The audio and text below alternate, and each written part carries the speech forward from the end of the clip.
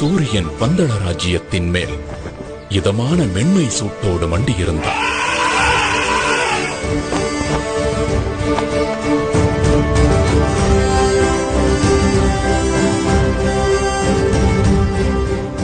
மன்னர் ராஜசேகரன் ஆட்சியில் பந்தள ராஜ்யமே சீரோடும் சிறப்போடும் இருந்தது.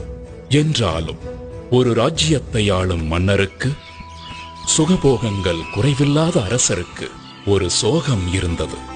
ஆம், அதுதான் புத்திர சோகம்.